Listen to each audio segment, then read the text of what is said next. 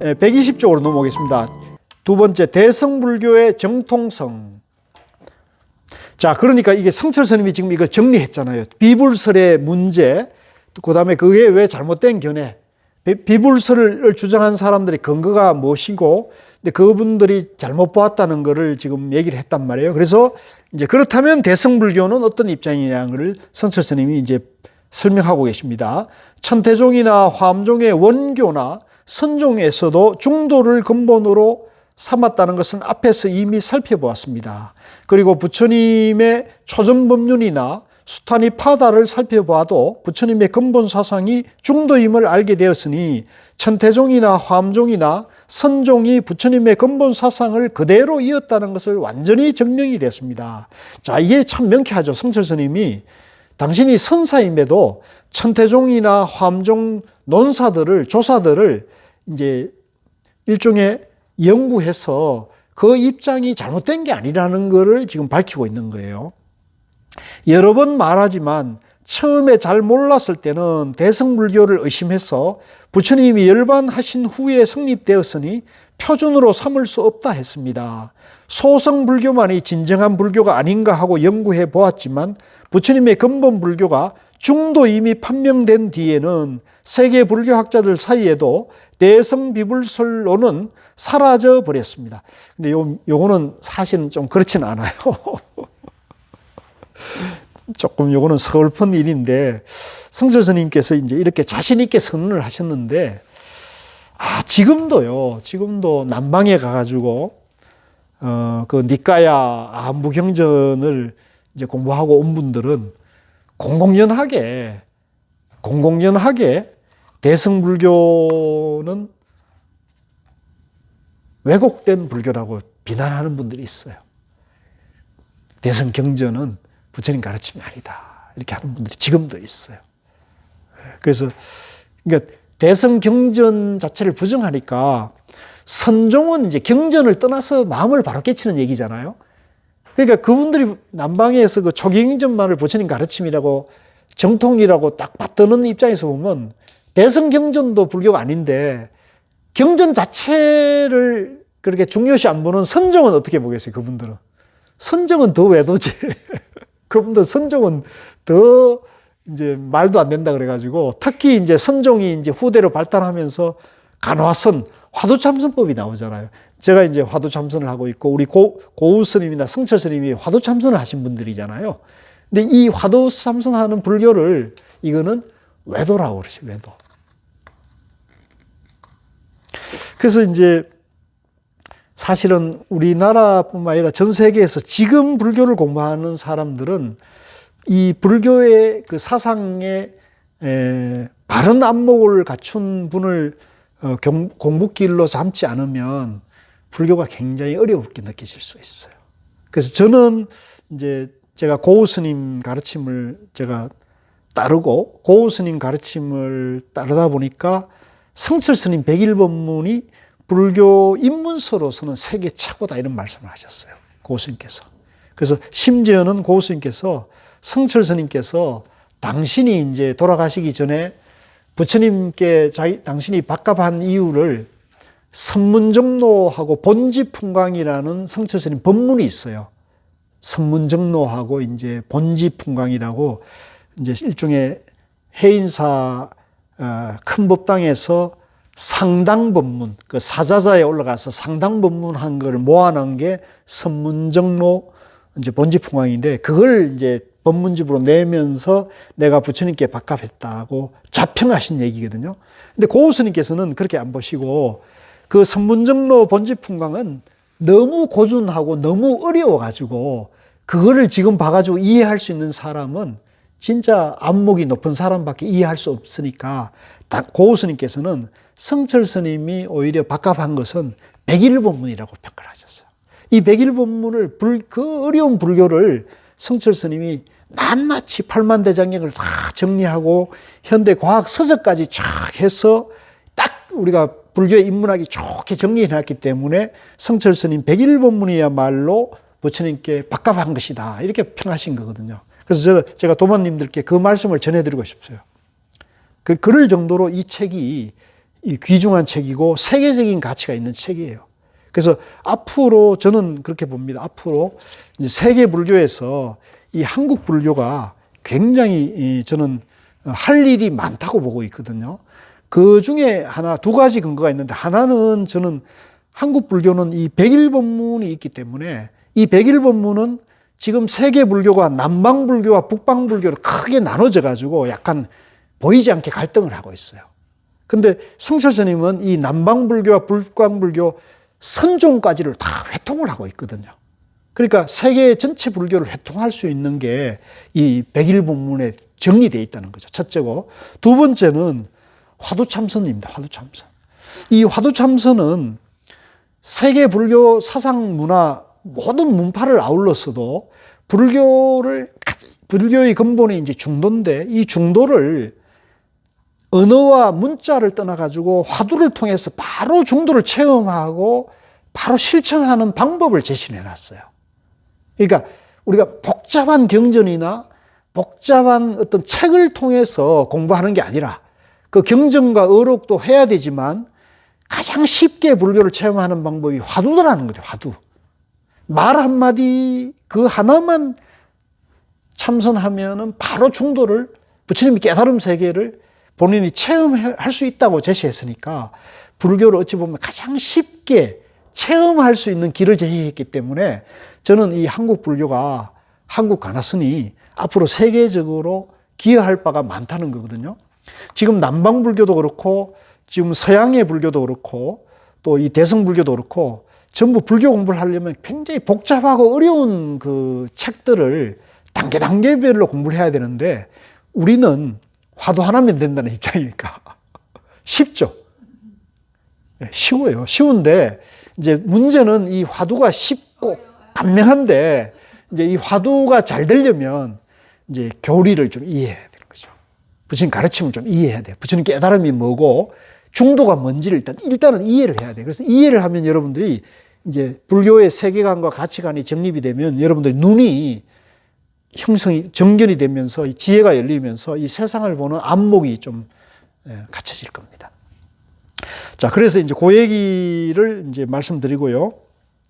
자, 쭉 넘어가서 이제 요 성철 스님께서 이 대성 비불설이 나타난 배경이나 이런 게 쭉 되는데, 이게 재밌습니다. 한번 책 좋아하시는 분들은 꼭 한번 읽어보십시오. 121쪽으로 가겠습니다. 121쪽에 가면은 위에서 두 번째 보면, 그렇다면 용수보살이나 마명보살, 자, 용수보살은 서기 1500년대, 150년대, 마명보살은 서기 100년대거든요. 자, 이 용수보살은 이제 대표적인 저술이 중론과 대지도론이라는 게 있고요. 마명보살은 이제 대성기신론이 있어요. 대성기신론. 그래서 이 두 분이 이제 대성불교를 일으킨 논사라고 봅니다. 논사인데,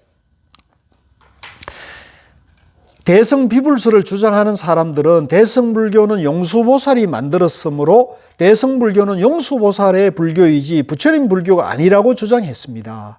소성불교만이 부처님의 불교라고 주장한 것입니다. 그러나 부처님의 근본 불교가 중도에 있다는 것이 판명되므로 그런 주장도 다 무너지게 됐습니다. 이제 지금 아직도 이 중도를 이해하지 못하는 남방 불교에서 불교를 공부한 분들은 이 중도를 이해를 못하고 있거든요.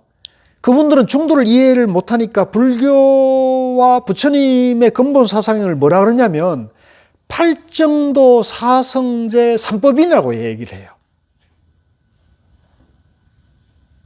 재밌죠? 팔정도 사성제 삼법인을 부처님의 근본 가르침이라고 그러고, 중도를 거기에서는 근본 사상이라고 인정을 안 하는 거예요. 근데 이제 부처님은 초전법륜경에 뭐라고 그러냐면, 나는 중도를 깨달을 거고 중도는 곧 팔정도라 했거든요. 그러니까 중도가 곧 팔정도인데 지금 남방에서는 팔정도만을 부처님 가르침이라고 하고 중도를 부정하는 거예요. 그러니까 우리가 봤을 때는 모순이죠. 예, 그래서 그 주장을 여러분들이 알고 계셔야 돼요.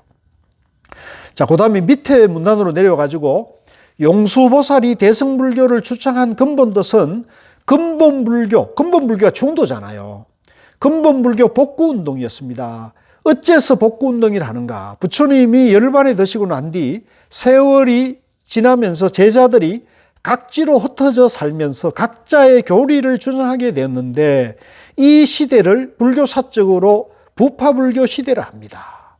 파가 갈려서 자기들이 아는 대로 이것이 불교다 저것이 불교다 하며 모두 변견으로 다퉜는데 18개 또는 20개 부파가 있었습니다.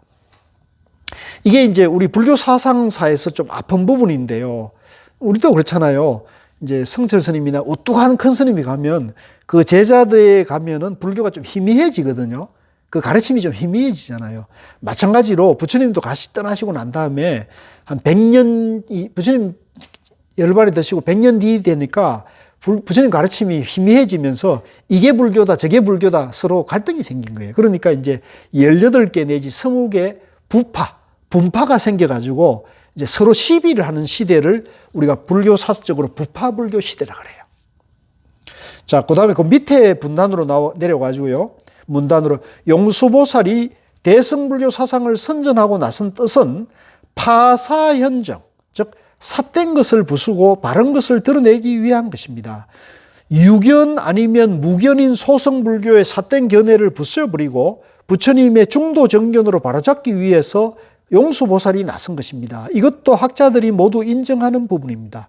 물론 마음에서 마음으로 전한 그 자리를 깨치기 전에는 알 수 없지만 문자로 표현된 용수보살의 근본은 중론에도 있고 대지도론에도 있습니다. 자, 요걸 밑줄 것입시오. 이 용수보살의 저술인 중론과 대지도론의 근본 사상은 중도를 정립을 하고 있는 거예요. 중도를. 그러니까 중도를 통해서 부처님 근본 가르침으로 돌아가자고 주장하는 게 이분들의 근본 사상이에요. 그러니까 대승불교가 부처님의 근본 정신으로 근본 사상으로 돌아가자는 운동이라는 얘기를 성철 스님이 입증하고 있는 거예요.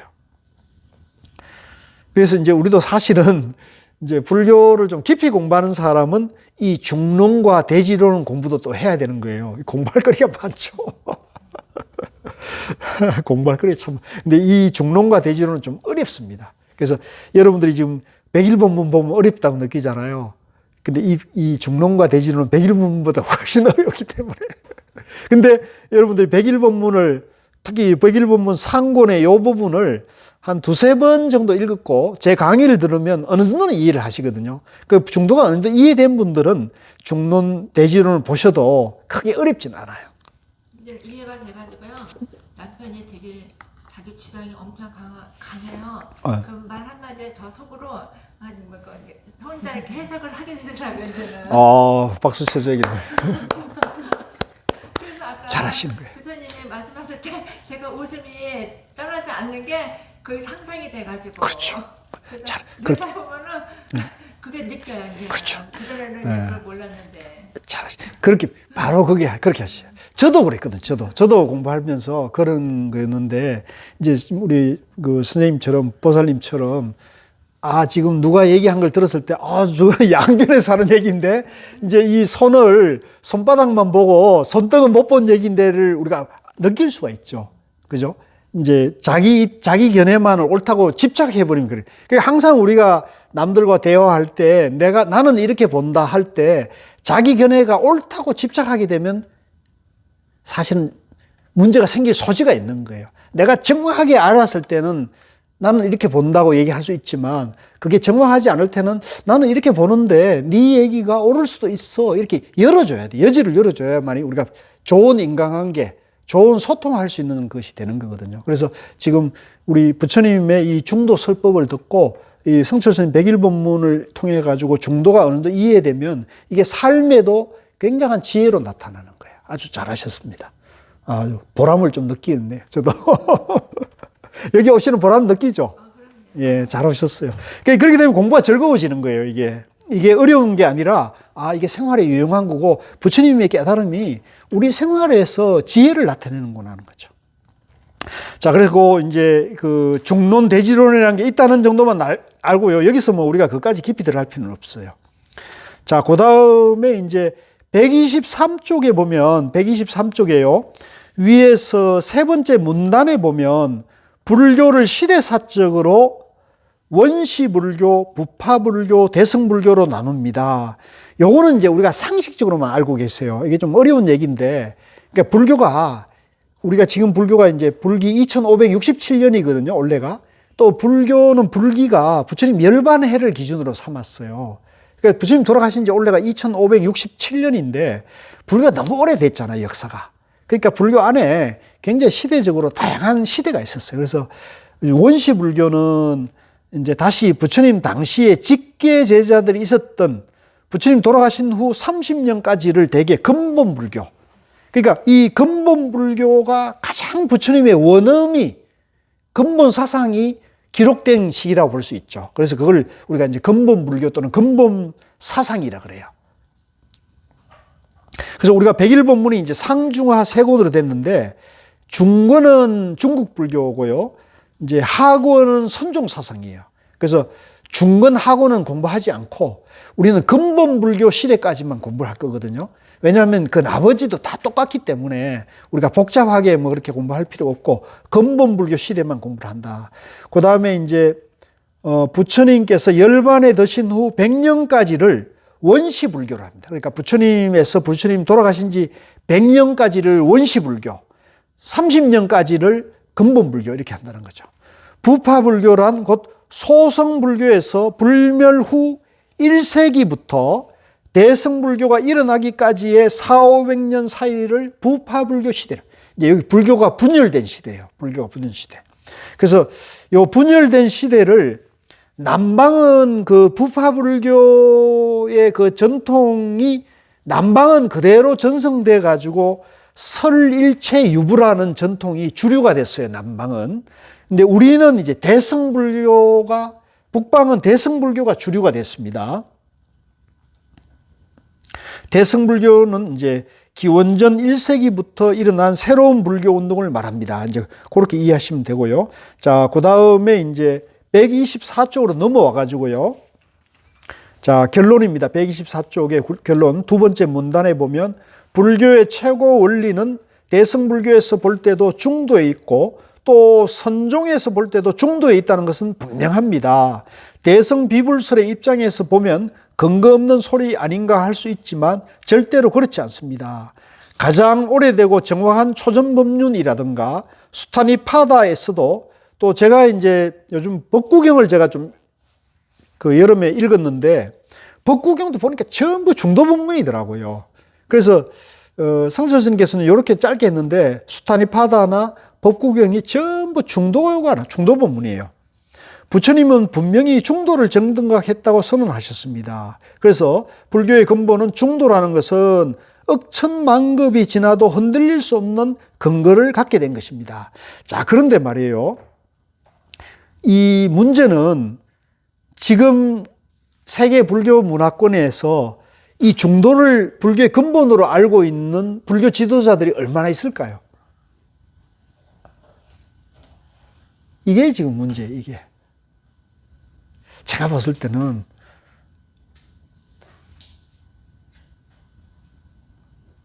(10%도) 안 될 것 같은데. 10%도 안 돼. 심각하죠, 사실은. 스님들도 출가를 많이 안 하신다고 지금 엄청 심각하다고 그러던데요. 그렇죠. 그러니까 지금 이제 저는 그렇게 생각합니다. 불교가 지금 우리 한국 불교도 그렇고 세계 불교가 좀 이제 서양 쪽은 오히려 이제 불교가 지금 굉장히 명상 붐을 통해 확산이 되고 있는데 한국 불교가 지금 좀 어려워지는 거는 저는 이 부처님의 근본 가르침에서 좀 멀어지기 때문에 그런 거 아니냐.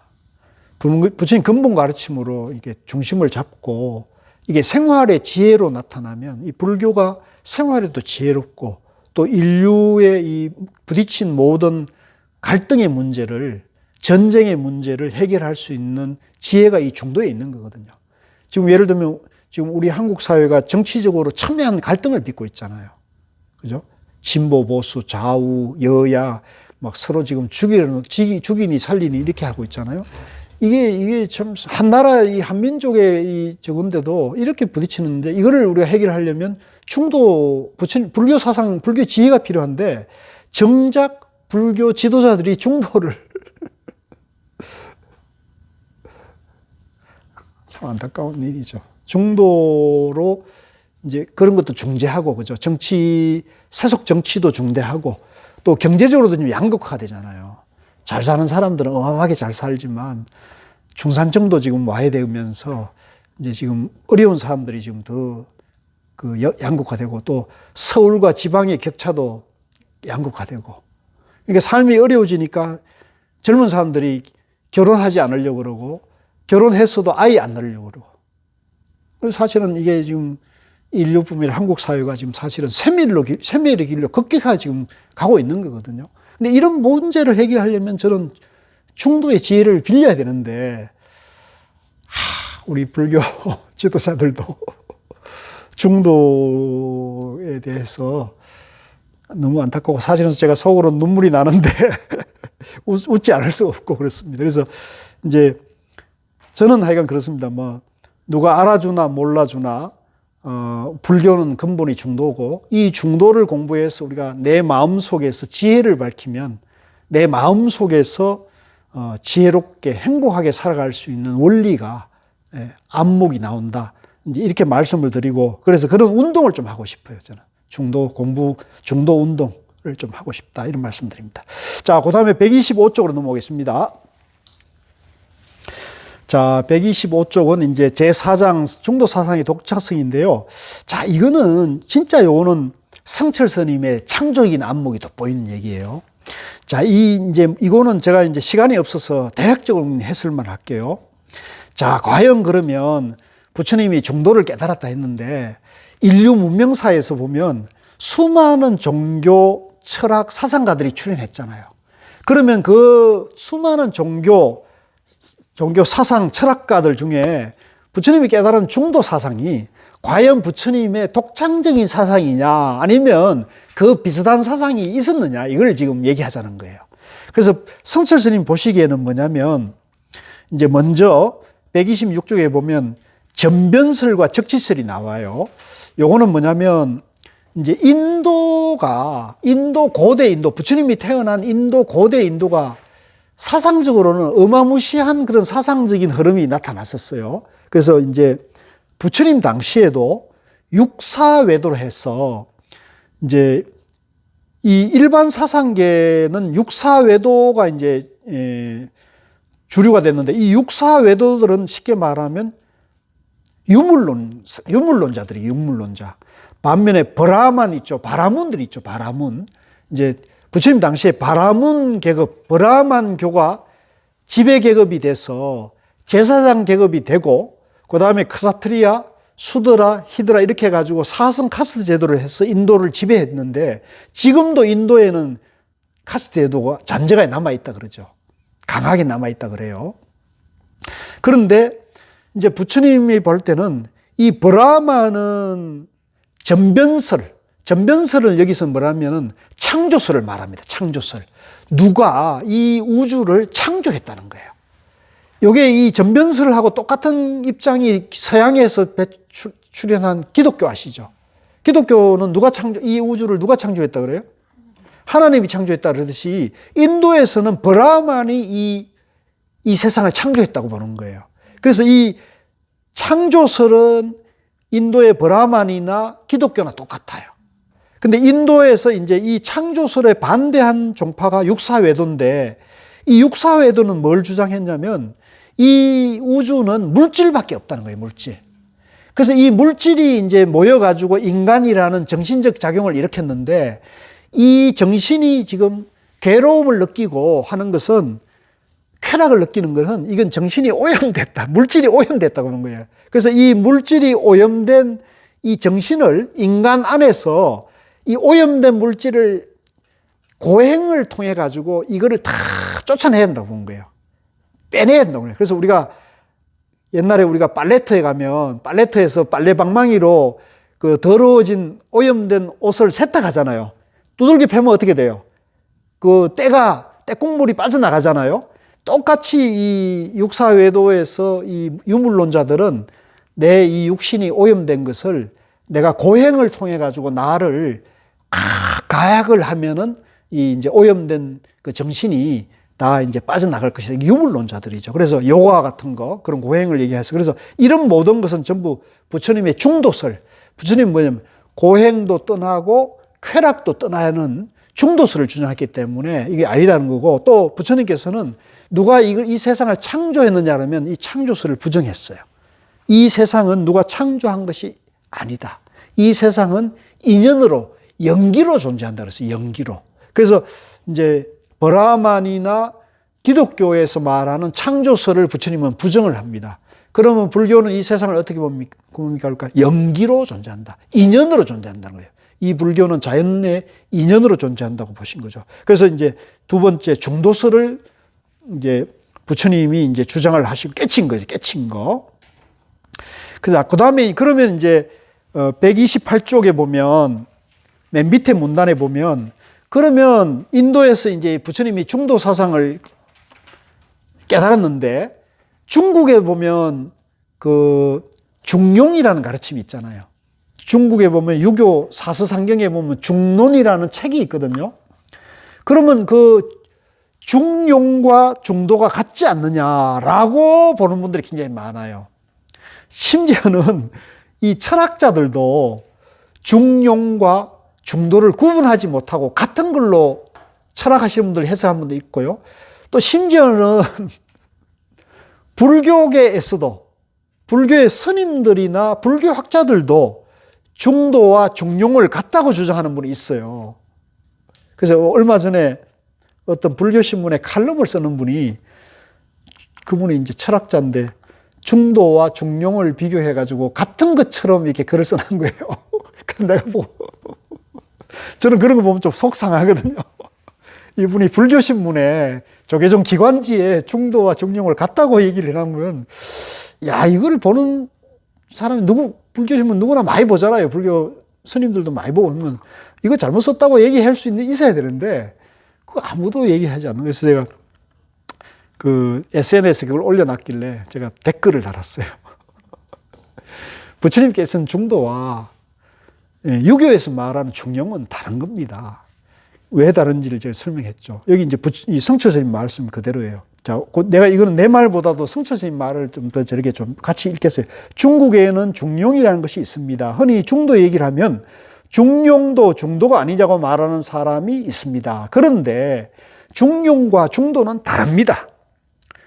중용은 공자의 손자인 자사가 만든 책입니다. 이제 이 공자도 이 생활이 굉장히 어려운 분이었거든요. 근데 이제 정신적 가치를 추구하다 보니까 이제 공자도 결국은 생활이 어려워 이제 병으로 돌아가셨는데 자식들을 교육을 시킬 수 없었어요. 왜냐하면 경제력이 없어가지고 자식들이 학문을 할 수가 없었어요. 근데 다행히 손자대에 가서 이제 자기 대를 잇는 자사가 나왔어요. 이제 이 공자도 사실은 그 얘기하면 재밌는 얘기들이 많죠. 근데 이 자사가 이제 지은 책이 중용이에요. 근데 그게 뭐라고 그랬냐면, 같이 읽어봅시다. 시작.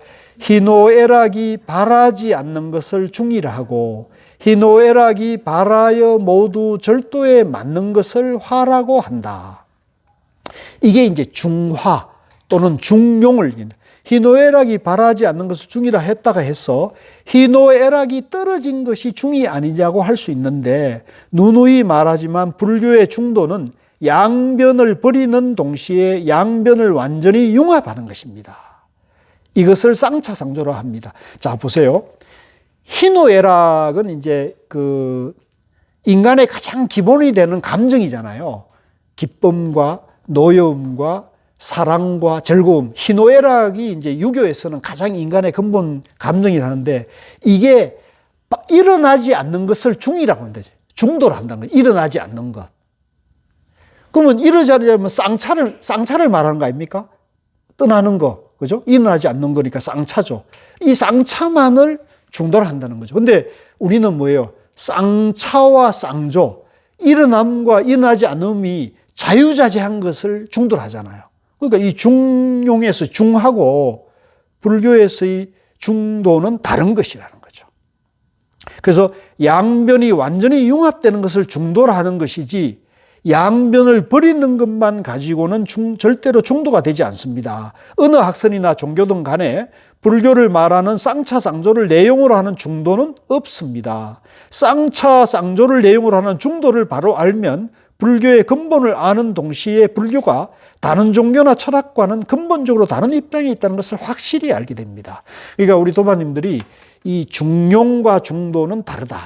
그러니까 상식적으로도 다르고 달라요. 이제 중용은 제가 이해한 바는 희노애락이 일어나지 않고 희노애락이 일어나지 않는 것이 중, 희노애락이 일어나서 적정한 것을 용이라 그러는 건데 우리 중도는 일어나고 일어나지 않고의 자유자재한 것이 중도예요. 그래서 요 중용과 중도는 다르다는 것을 좀 이해하실 필요가 있는데 그거는 여러분들이 중도를 좀 더 깊이 이해하면 자연스럽게 이해가 될 겁니다. 그러니까 이제 예를 들면은 가사 내가 이제 감정이 이제 희노애락의 감정이 있잖아요. 그러니까 이 감정이 일어나고 안 일어나고 관계없이 감정이 일어나서 쓰고 안 쓰고를 중용이라 한다면 이제 우리 불교에서는 나라고 하는 것이 있는 것도 아니고 없는 것도 아니라는 것이 중도인 거예요. 그런데 중용은 내라는 것을 전제한 위에서 나의 감정이 일어나고 안 일어나고를 중도로 한다면 불교는 나라는 존재 자체가 중도로 존재한다는 걸 얘기하는 거예요. 그래서 이게 차원이 다른 얘기를 했다. 이렇게 저는 여러분 도마님들께 저는 그렇게 이해하고 있는데 제 이해가 뭐 틀렸다면 저는 지적을 해 주셔도 얼마든지 좋다고 보는데 저는 그렇게 이해해요. 감정의 문제가 아니고 희노애락의 감정 문제가 아니에요. 나라는 존재 자체가 있는 것도 아니고 없는 것도 아니고 중도로 존재한다는 것이고 중용은 내가 있고 나의 감정을 쓰는 것을 중용으로 얘기하고 있으니까 이거는 차원이 다른 얘기라는 거죠. 자, 그래서 이제 그 다음에 이제 성철 스님이 헤겔 철학을 가져와 가지고 헤겔 칸트 철학 이런 얘기 하는데 그거는 중도하고 비교할 가치도 없다. 정반합 같은 거 있잖아요. 그것도 전부 있다는 전제에 사는 거예요. 그건 그다음에 그래서 이제 지금 뭐 서양 철학이나 또는 우리 동양 철학에서 이제 그 중도와 중용과 관련 중도 중용 이런 얘기 전부 그것은 중도가 아니라는 거. 그다음에 이제 대성에서 현수의 중도 쭉 넘어가겠습니다. 그다음에 이제 133쪽에 대열반경의 중도, 이거 다 중도라는 거죠. 그 다음에 이제 진공묘유 하는데 이런 거는 우리 도반님들이 집에 가서 한번 읽어보셔도 충분히 이해되고요. 135쪽에 임재스님이 말씀하시는 중도가 있어요. 이것도 임재스님은 이 중도를 뭐라 그랬냐면 이거는 하나 읽어두시면 좋네요. 135쪽에 맨 밑에 문단에 보시죠. 인용문 있죠. 같이 한번 읽어볼게요.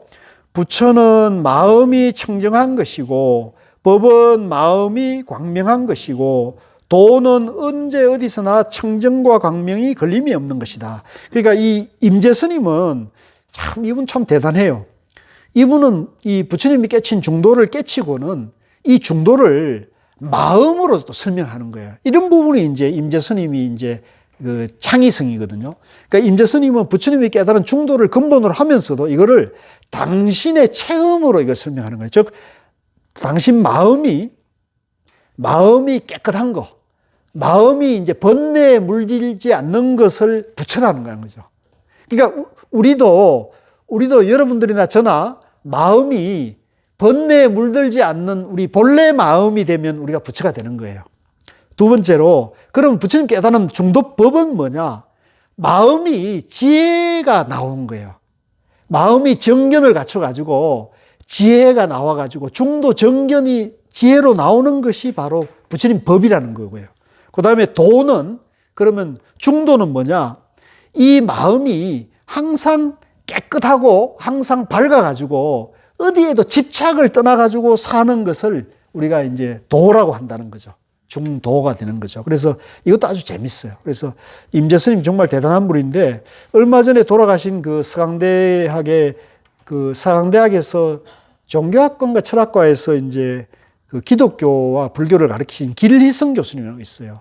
이제 그분이 이제 기독교적 베이스에서 이제 유교, 도교, 불교 특히 선종을 회통했다고 하는 분인데 이제 그분은 이제 임재 스님을 4대 성인으로 보시더라고요. 4대 성인으로 보는데 근데 이제 그분은 이제 영성을 말해요. 요즘 이제 현대 그 기독교 계통에서 이제 불교와 도교에 영향받은 분들이 이제 에크하르트 톨레나 또 이제 마에스터 톨레라고 독일의 이제 그 르네상스 시기에 그 마에스트르 톨레라 마에스터 에크하르트가 있죠.